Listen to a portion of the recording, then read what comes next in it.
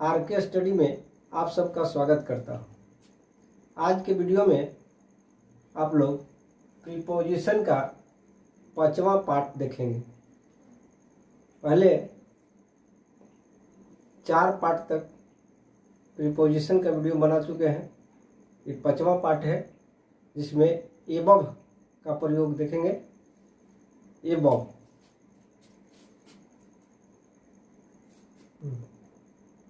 Above above मतलब ऊपर।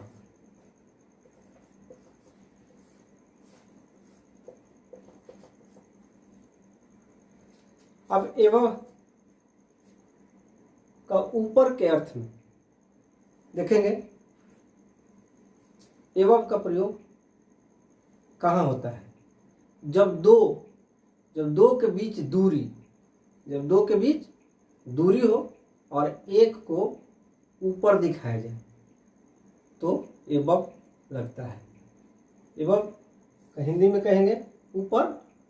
तो जब दो के बीच में दूरी और एक को ऊपर दिखाया जाए तो एबव लगता है। तो जब लिखते हैं, जब दो के बीच दूरी हो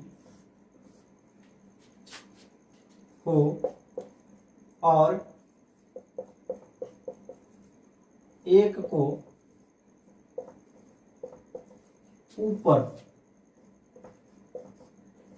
ऊपर दिखाया जाए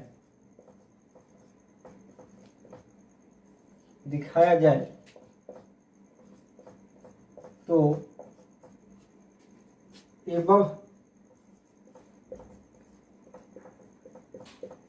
लगता है। जब दो के बीच दूरी हो और एक को ऊपर दिखाया जाए तो उसमें एबव का प्रयोग करें। एग्जाम्पल के रूप में देखिए, the sun is above the moon.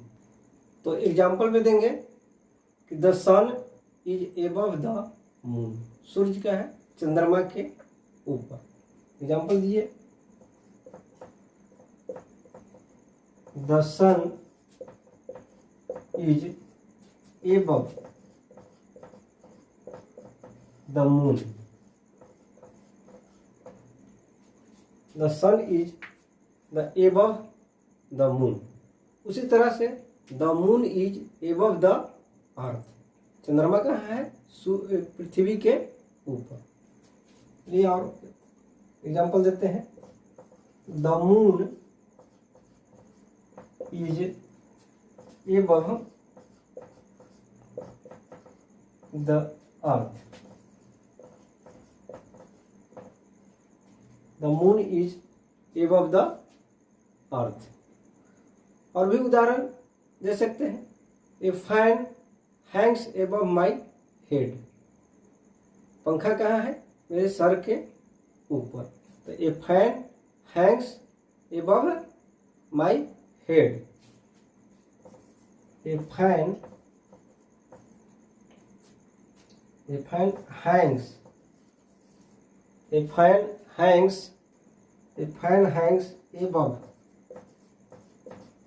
Above my head.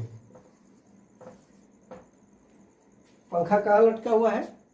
मेरे सर के ऊपर। तो दो के बीच में दूरी है, दिखाया गया है, और एक को ऊपर दिखाया जाए। ऐसी स्थिति में क्या करेंगे कि एबव का प्रीपोजिशन के रूप में एबव का प्रयोग करेंगे। तो चलिए आगे देखते हैं बिलो का प्रयोग।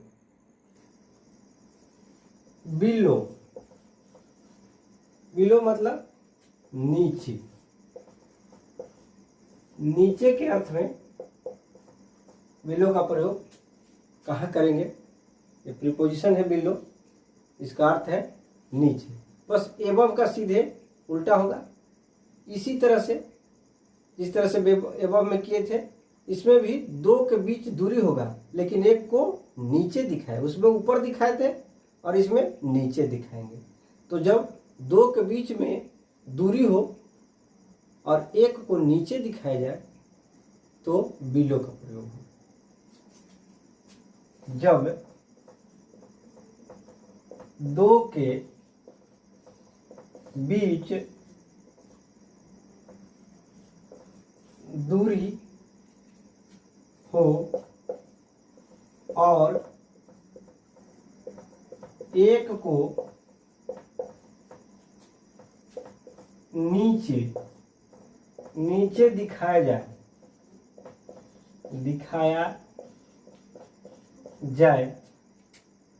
तो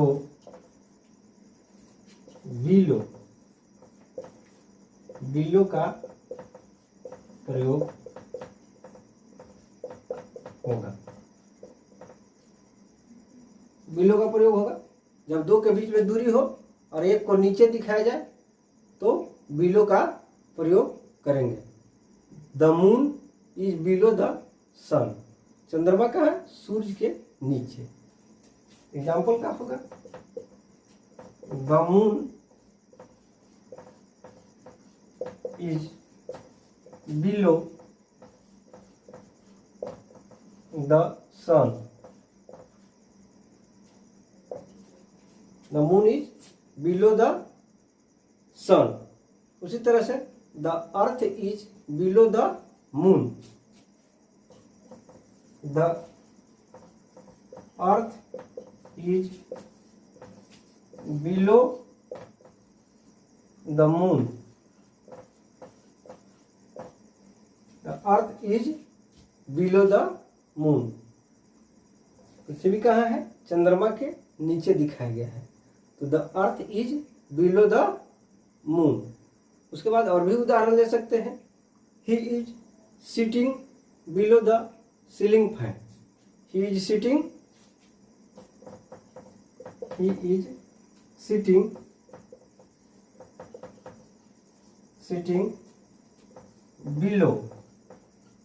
below the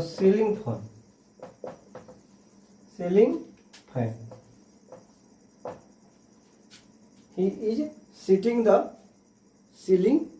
He is sitting below the ceiling fan। तो इसमें सीलिंग फैन के नीचे वह बैठा है तो क्या होगा? बिलो का प्रयोग। चलिए ईटीसी कर देते हैं। आगे देखते हैं अपॉन का प्रयोग। अब चलिए अपॉन, इसका अर्थ होता है ऊपर। एबव का भी ऊपर हुआ और अपॉन का भी ऊपर, लेकिन दोनों के प्रयोग में अंतर होगा। अपॉन का प्रयोग कहाँ करेंगे?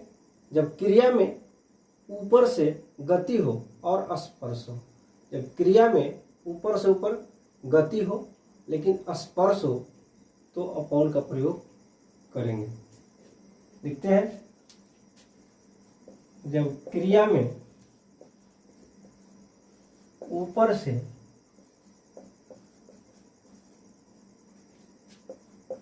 गति हो और स्पर्श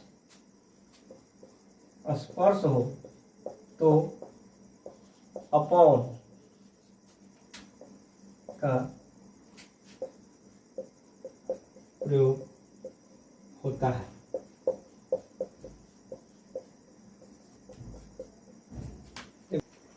तो चलिए इसका एग्जांपल देते हैं।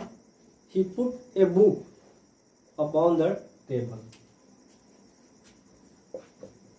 He put a book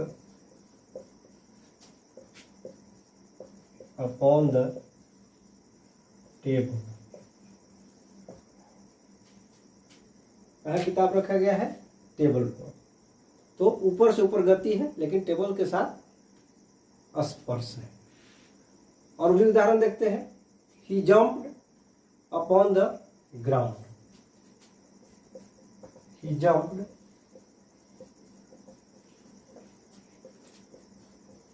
upon the ground. तो इसमें भी ऊपर से ऊपर गति है और स्पर्श भी दिखाया गया है। चलिए ईटीसी कर देते हैं। आगे देखिए, ओभर, इसका भी अर्थ ऊपर ही होता है। चलिए, ओभर,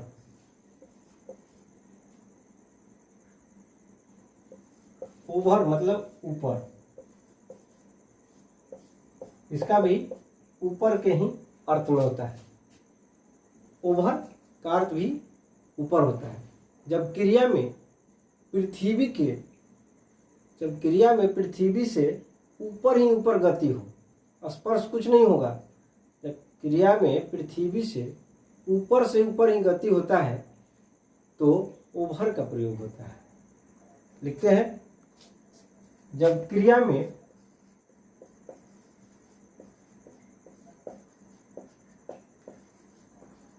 पृथ्वी से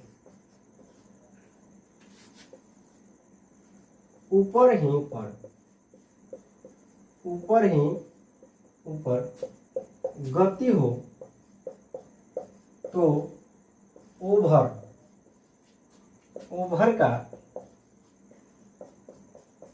प्रयोग होता है।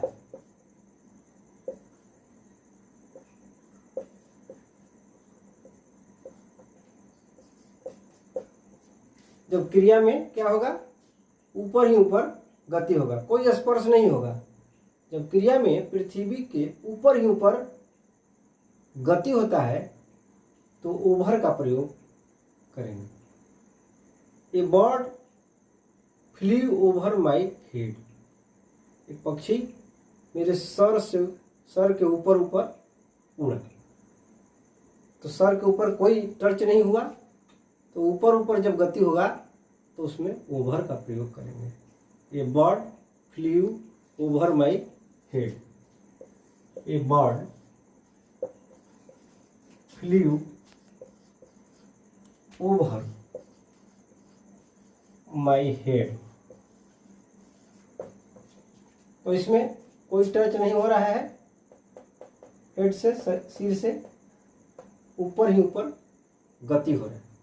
तो ऐसी स्थिति में ओभर का प्रयोग करेंगे। उसके बाद अंडर का अर्थ होता है नीचे।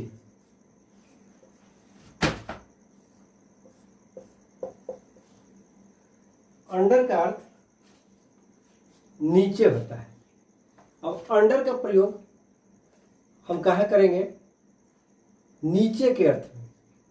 जब किसी व्यक्ति या वस्तु को किसी के छाया के नीचे, जब किसी व्यक्ति या वस्तु को किसी छाया के नीचे दिखाया जाए तो अंडर का प्रयोग होता है। जब किसी वस्तु या व्यक्ति को किसी के छाया के नीचे दिखाया जाए तो अंडर का प्रयोग होगा। लिखते हैं, जब किसी व्यक्ति या वस्तु को किसी छाया के नीचे दिखाया जाए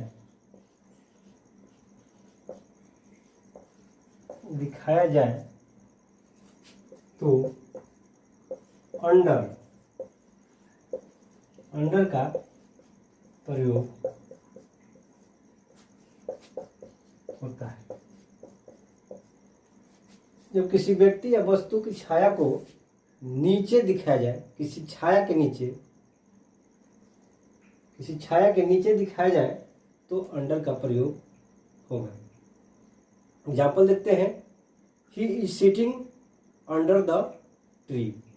वो कहाँ बैठा है, पेड़ के नीचे। तो he is sitting under the tree. Example लिखेंगे, he is sitting under the tree. देखिए, पेड़ के छाया के नीचे दिखाया गया है बैठते हुए। बैठने का संकेत कहाँ है, पेड़ के छाया के नीचे। तो इसमें हम अंडर का प्रयोग किए हैं, प्रीपोजिशन के रूप में अंडर लगाए हैं। चलिए अगला उदाहरण से देखते हैं। The dog is laying on the floor under the table. The dog is laying the dog is laying on the floor on the floor on the floor under the table under the table the dog is laying on the floor under the table। कुत्ता कहाँ पड़ा हुआ है? Table के नीचे सतह पर पड़ा हुआ है। तो इस तरह से वो टेबल के नीचे दिखाया गया है और टेबल के छाया के नीचे है, इसीलिए अंडर का प्रयोग यहाँ प्रीपोजिशन के रूप में किए हैं। तो अंडर का अर्थ होता है नीचे। जब किसी व्यक्ति या वस्तु को किसी छाया के नीचे दिखाया जाए तो अंडर का प्रयोग। चलिए इसी कर देते हैं। आगे देखते हैं बीनीथ का प्रयोग। बीनीथ का अर्थ होता है नीचे। नीचे के अर्थ में बीनीथ का प्रयोग देखते हैं।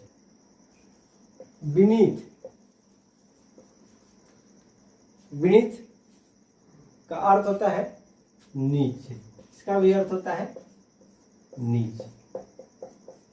बीनीथ भी नीचे के ही अर्थ में होता है। जब दो के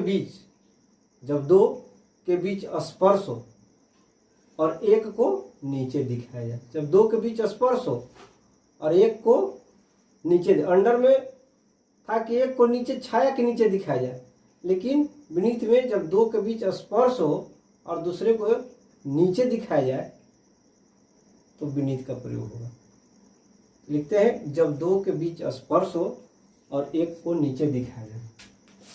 जब दो के बीच स्पर्श हो और एक को नीचे दिखाया जाए,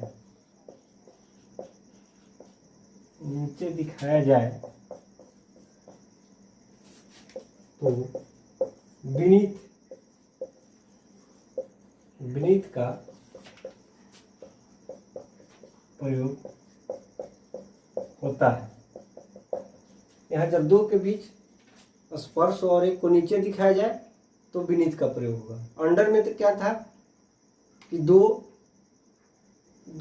में एक को नीचे दिखाया जाता है किसी छाया के, और इसमें वो बात नहीं है। इसमें थोड़ा सा अंतर है कि दो के बीच स्पर्श होगा और एक को नीचे दिखाया जाएगा। एग्जाम्पल में देखिए, he kept a pillow beneath his head. He kept a pillow, example में he kept a pillow,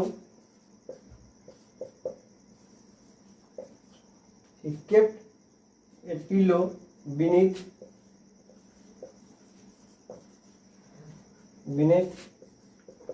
his head। देखिए यहाँ पिलो कहाँ है, तकिया कहाँ है? उसके सर के नीचे।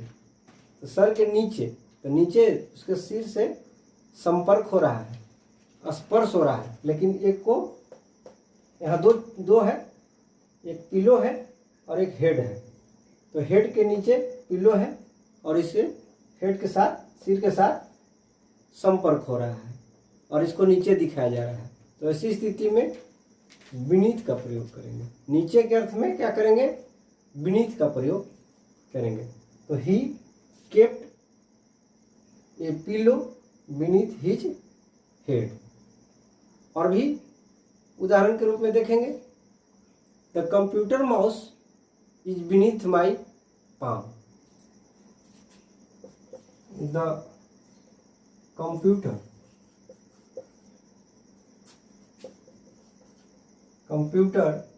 mouse computer mouse beneath computer mouse beneath my palm। Computer का जो माउस है वो कहाँ है? हथेली के नीचे। हथेली से पकड़ते हैं माउस को तो हथेली के नीचे, तो देखिए हथेली और माउस से संपर्क है और माउस को नीचे दिखाया जा, हथेली को ऊपर दिखाया जा रहा है, तो ऐसी स्थिति में बीनीथ का प्रयोग करेंगे। तो the computer mouse beneath my palm. तो कंप्यूटर का जो माउस कहाँ है? हथेली के नीचे। तो इस तरह से बीनीथ का प्रयोग हुआ। ETC कर देते हैं। आगे देखिए विदिन। विदिन का अर्थ होता है के अंदर, तो इसको भी देखते हैं विदिन का प्रयोग। विदिन, ये विदिन हो गया। और विदिन का अर्थ होता है के अंदर।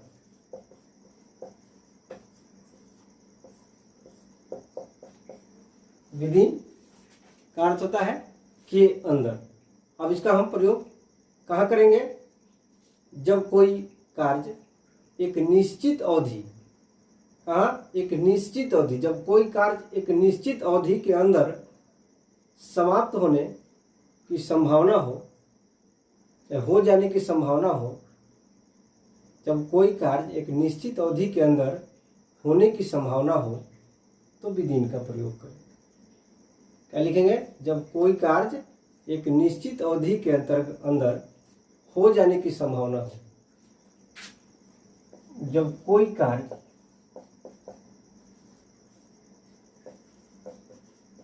कार्य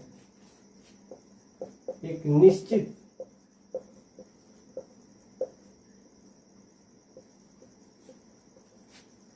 अवधि के अंदर होने की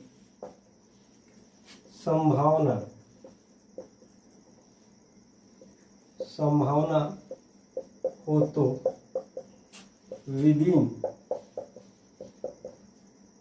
का प्रयोग होता है। जब कोई भी कार्य हो एक निश्चित अवधि के अंदर होने की संभावना हो, तो ऐसी स्थिति में प्रीपोजिशन के रूप में विदिन का प्रयोग करेंगे। जैसे example, I shall finish this work within an hour. I shall finish this work within an hour. I shall finish this work within an hour. I shall finish this work within an hour. देखिए 1 घंटे के दौरान इस कार्य को करने की संभावना है, हो जाने की संभावना है, तो विदिन का प्रयोग करेंगे। I shall finish this work an hour। अगला उदाहरण देखते हैं। He will return within a week। He will return। He will return। Return। He will within a week।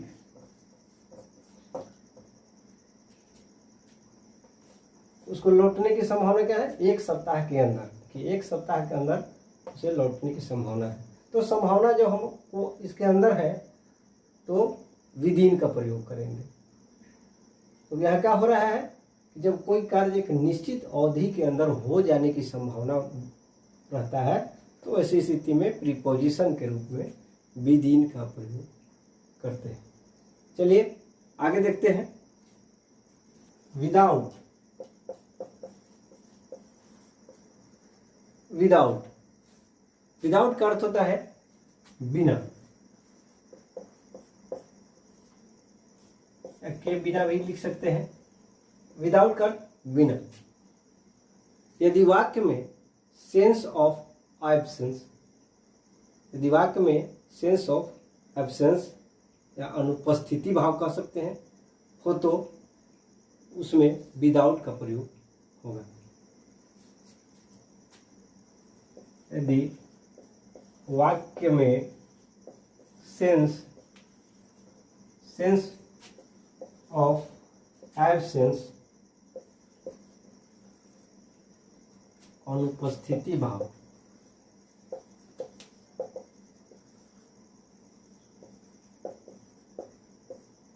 यदि वाक्य में सेंस ऑफ एब्सेंस अनुपस्थिति भाव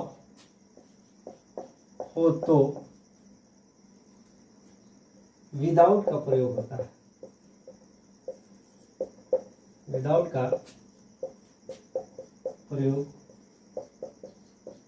होता है। अगर वाक्य में अनुपस्थिति भाव हो, सेंस ऑफ एब्सेंस हो, तो विदाउट का प्रयोग करें। जैसे एग्जांपल में no knowledge is without college, बिना कॉलेज के ज्ञान नहीं। तो देखिए आ गया without. No knowledge without college, no admission without permission. तो ये सब उदाहरण है जिसमें विदाउट प्रीपोजिशन के रूप में लगेगा। चलिए लिखते हैं no knowledge, no knowledge without college. उसी तरह से उदाहरण no admission, no admission without permission.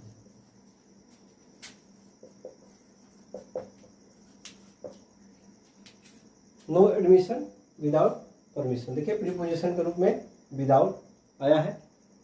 तो no knowledge without college, no admission without permission, बिना परमिशन का एडमिशन नहीं, बिना कॉलेज के ज्ञान नहीं।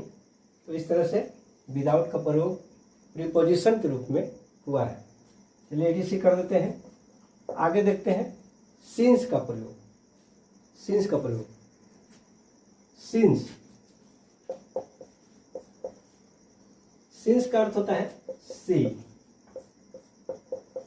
से के अर्थ में सिंस का प्रयोग करेंगे। सिंस पहले भी प्रेजेंट परफेक्ट कंटिन्यूअस टेंस में सिंस और फॉर का प्रयोग होता है।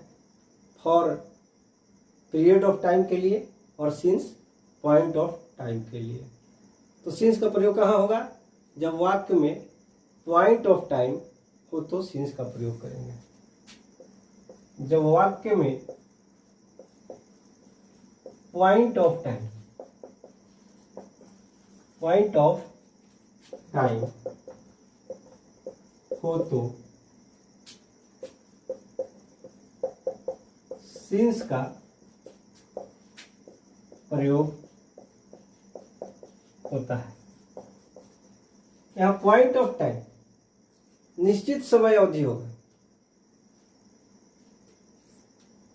पॉइंट ऑफ टाइम जैसे जैसे चलिए उदाहरण के रूप में देखते हैं। I am reading a book, I am reading a book since morning. मैं सुबह से एक किताब पढ़ता रहा हूं। तो उसमें सिंस का, अगर तो यहां देखिए मॉर्निंग क्या है? Point of time. अगर 2 घंटों से 4 घंटे से रहता तो उसमें पॉइंट ऑफ टाइम नहीं होता, ये पीरियड ऑफ टाइम, उसमें फॉर लग जाता। लेकिन यहाँ मॉर्निंग, सुबह से, कल से, गत सप्ताह से, जनवरी से, फरवरी से, तो इस तरह से एक निश्चित टाइम है, उसके साथ सिंस का प्रयोग करते हैं। एग्जाम्पल होगा I am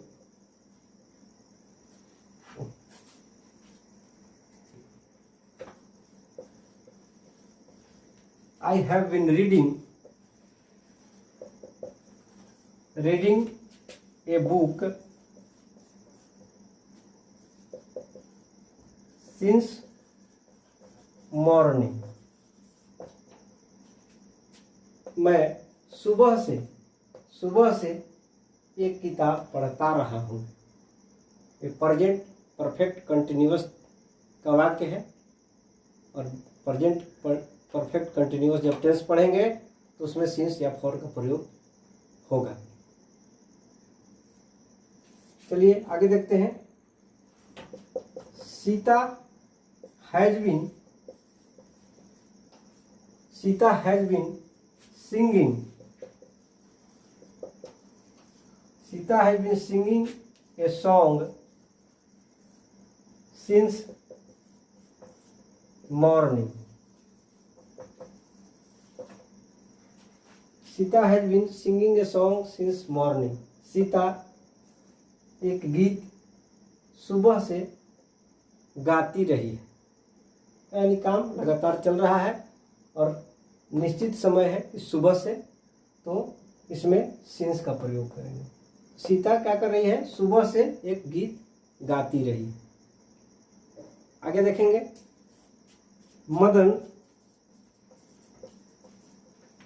has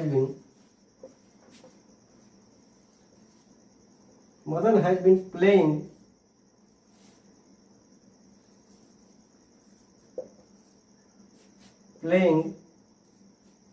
cricket. Madan has been playing cricket since Monday. अब देखिए, मदन क्रिकेट खेलता रहा है कब से? मंडे से।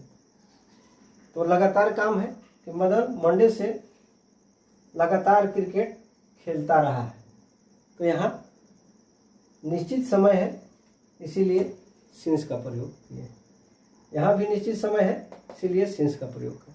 तो पॉइंट ऑफ टाइम के साथ सिंस का प्रयोग होगा, और जानबे करते हैं कि पीरियड ऑफ टाइम के साथ फॉर और पॉइंट ऑफ टाइम के साथ सिंस का प्रयोग होता है। आगे देखते हैं preposition out of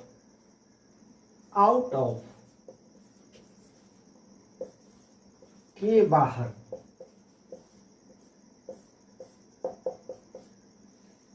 out of के बाहर के अर्थ में, तो आउट ऑफ का प्रयोग के बाहर के अर्थ में देखें तो जब वाक्य में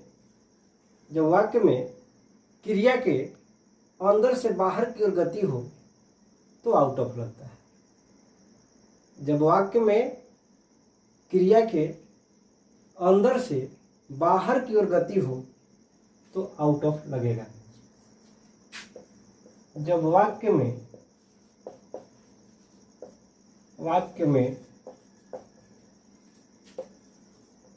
क्रिया के अंदर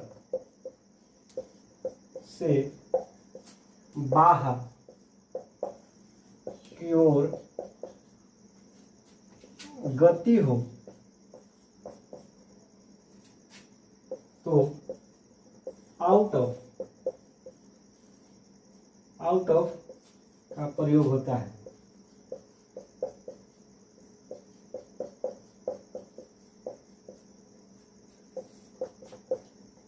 तो जब वाक्य में क्रिया के अंदर से बाहर की ओर गति, अंदर से बाहर, बाहर से अंदर की ओर नहीं, अंदर से बाहर की ओर जब गति होगा तो आउट ऑफ का प्रयोग करेंगे। He came out of the door. He came out of the door. चलिए इसमें अंदर से बाहर की ओर गति है, अंदर से बाहर की ओर गति हुआ। और उदाहरण देखते हैं। The rat came out the hole. The rat came out of the hole. बिल से चूहा बाहर आने का यहाँ देखिए आउट ऑफ लगा दिए। तो इस तरह से चलिए से कर देते हैं। आउट ऑफ का प्रयोग जब क्रिया में, वाक्य में, क्रिया में अंदर से बाहर की ओर गति हो तो आउट ऑफ का प्रयोग करेंगे। तो इस तरह से हमारा प्रीपोजिशन का 5वां पार्ट यहीं पर समाप्त करते हैं। आगे के पार्ट में आप देखेंगे एप्रोप्रिएट प्रीपोजिशन, उपयुक्त प्रीपोजिशन का एक सीरीज लेकर आएंगे, जिसमें उन शब्द के साथ कौन सा प्रीपोजिशन लगाना उचित होगा ये आपको याद करने की क्षमता पर आधारित होगा। ज़्यादा से ज़्यादा याद करेंगे तो ज़्यादा से ज़्यादा प्रश्नों का उत्तर, प्रीपोजिशन से संबंधित जो भी प्रश्न है उसका उत्तर सही सही दे पाएंगे। तो एक सीरीज लेकर के आएंगे एप्रोप्रिएट प्रीपोजिशन। तो आज के वीडियो में हम यहीं समाप्त करते हैं। अगर हमारा वीडियो आप लोग को अच्छा लग रहा है तो इसे लाइक करें, शेयर करें, कमेंट करें, और वीडियो चैनल पर आप अगर नए हैं तो इस चैनल को सब्सक्राइब करें। धन्यवाद।